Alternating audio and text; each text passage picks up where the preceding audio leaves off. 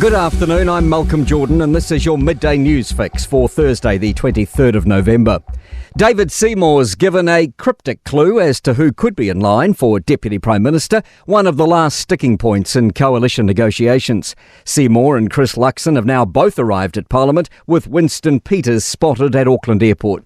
Seymour says many different options have been discussed, possibly including the one of himself and Peters sharing the job. It's a mathematical possibility, right? And I think in a negotiation you explore every avenue to try and reach consensus. He says he's happy with where talks are at. It's partly Seymour Street, but we'll see exactly where we end up at the end. Meanwhile, Chris Luxon won't provide the odds on finalising a coalition deal today, but repeated it's very close.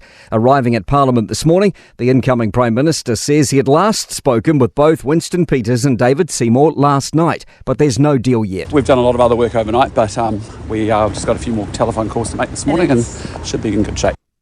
Huge travel concerns on the US-Canada border on the eve of its busiest travel period. 2 men have been killed in a car explosion at a security checkpoint on the Rainbow Bridge after crashing into a pylon at high speed. NBC's reporting no explosives were found in the car, and authorities aren't calling it terrorism until they have more conclusive evidence.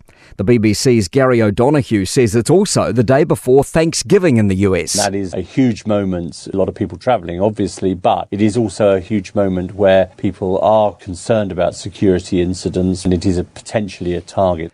Israeli Prime Minister Benjamin Netanyahu has spoken for the first time since agreeing to a hostage release deal.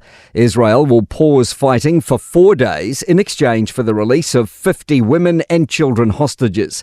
It will also free 150 Palestinian prisoners.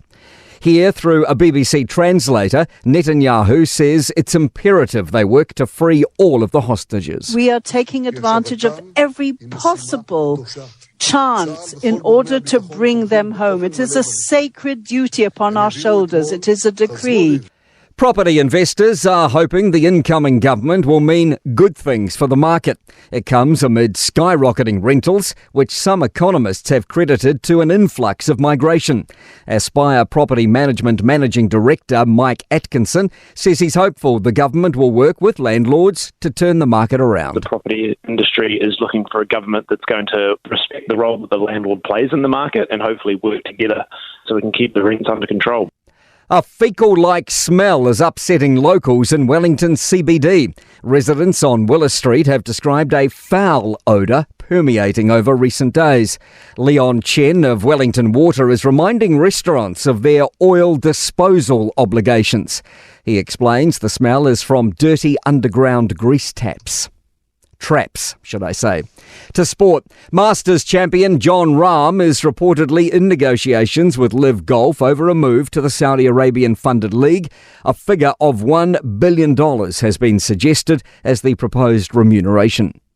Former Tour de France winner Jan Ullrich has conceded for the first time that he feels guilty for doping his way to cycling glory. He made the admission at the premiere of an Amazon Prime documentary about him in Munich.